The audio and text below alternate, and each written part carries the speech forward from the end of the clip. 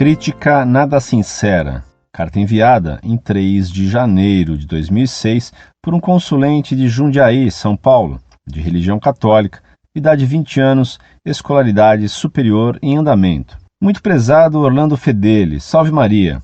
Quero aqui parabenizar pelo trabalho de apologética que faz através do site, principalmente em relação à Santa Missa, e também fazer umas perguntas. O senhor participa de alguma pastoral da igreja? De algum movimento? Aceita os movimentos?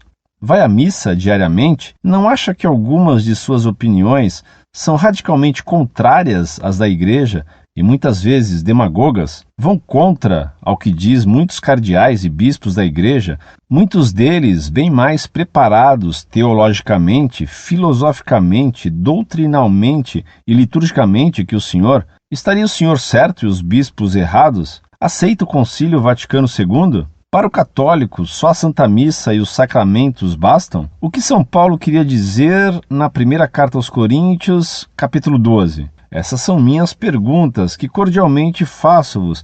Espero que responda e publique no site. Professor, não critique mais, ajude mais sua igreja, nossos pastores sabem o que fazem. Que Deus derrame torrentes de bênçãos sobre o senhor.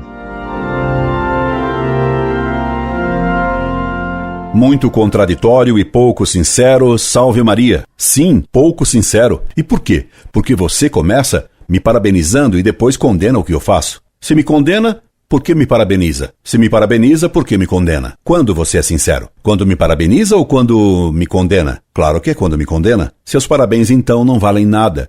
Foram dados apenas para simular educação. Você me pergunta se vou à missa diariamente, se participo de pastorais e etc. Nenhum confessor tem direito de perguntar tais coisas. E você nem é padre e nem é meu confessor? Pois saiba que sou católico apostólico romano, sou congregado mariano desde 1955 e pertenço à Ordem Terceira do Carmo. Pergunte mais. Existe hoje a congregação mariana a que fui filiado e a Ordem Terceira do Carmo em que entrei? Não, não existem mais.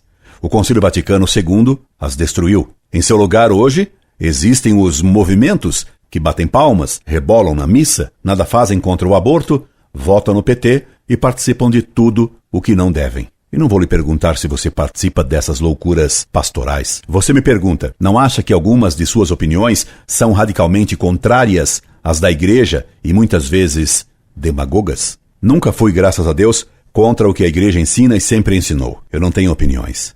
Tenho certezas, tenho fé. A fé que aprendi nos escritos dos padres da igreja e nas encíclicas papais. Claro que as verdades ensinadas por São Pio X são radicalmente contrárias ao que disse o Vaticano II e que você pensa que conhece. Claro que há cardeais, bispos, padres e até muitos leigos que sabem muito mais do que eu. Por exemplo, o cardeal Casper sabe bem mais do que eu. Só que o cardeal Casper nega a ressurreição de Cristo como a igreja sempre ensinou. Portanto, porque ele sabe mais, o erro dele é bem mais grave. Claro que o cardeal, que acaba de entregar ao Globo as suas anotações diárias do conclave, que elegeu Bento XVI, sabe muito mais do que eu. Sabe que fazendo isso o torna excomungado. O cardeal que fez essa traição a seu juramento sabe bem mais do que eu. Por isso, sua traição é muito pior. A questão não é a de quem sabe mais.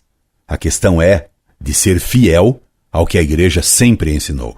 Você me pergunta, aceita o Concílio Vaticano II? Será que você não sabe ler? Como escreve se não sabe ler? Já me defini clarissimamente contra os erros do Concílio Vaticano II. E não vá rasgar as vestes acusando-me de blasfêmia e de heresia. O cardeal Ratzinger, hoje Papa Bento XVI, que sabe muito mais do que eu e até mais do que você, escreveu: no Concílio Vaticano II, disse Ratzinger, não há dogmas nem mesmo na preposição sobre a sacramentalidade do episcopado. Resta, portanto, dar uma explicação positiva, isto é, que grau de certeza apresentam os textos promulgados. Esta questão não ficou de todo clara, nem mesmo com as palavras da Comissão Teológica. Joseph Ratzinger, O Novo Povo de Deus, São Paulo, Paulinas, 1974. E Ratzinger mandou respeitar e não desprezar aqueles que criticam o Vaticano II, coisa que você parece não aceitar. Leia a citação abaixo e trate-me com compreensão pelas críticas que faço ao concílio.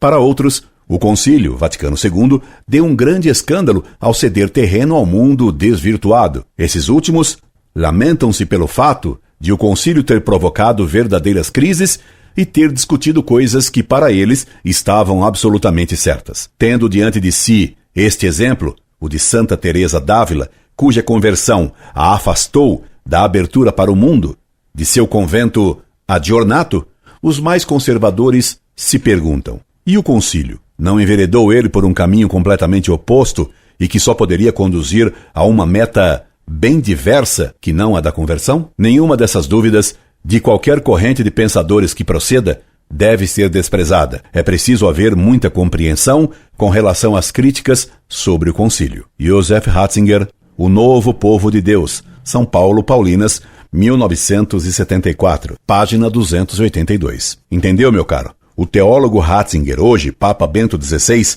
concordava que o Concílio Vaticano II rompeu com a doutrina do passado, especialmente com a encíclica Pascendi, com os sílabos e com o decreto Lamentabile. Qual é a linha de espiritualidade do Concílio Vaticano II e qual a sua situação diante da história dos demais concílios? Será que o último concílio tende para uma mundanização ou para uma espiritualização da Igreja? Significará o último concílio uma ruptura, uma revolução ou uma continuação? Se for confrontado com certas tendências do século XIX e da primeira metade do século XX, o concílio assinala, sem dúvida, uma ruptura e um avanço muito grande.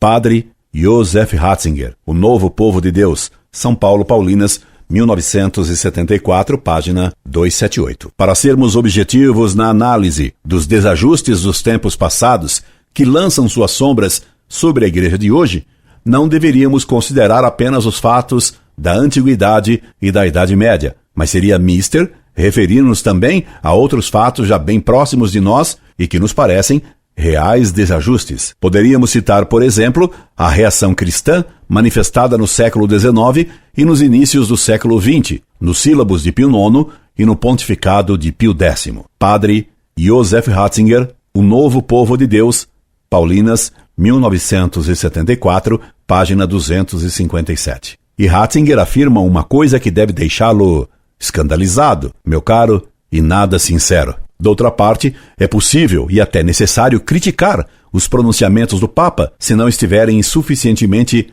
baseados na Escritura e no credo, ou seja, na fé da Igreja Universal. Onde não houver nem a unanimidade da Igreja Universal, nem o claro testemunho das fontes, não pode também haver uma definição que obrigue a crer. Faltando as condições, poder-se-á também suspeitar da legitimidade de um pronunciamento papal. Joseph Ratzinger, O Novo Povo de Deus, São Paulo, Paulinas, 1974, página 140. Incorde Jesus Semper, Orlando Fedeli.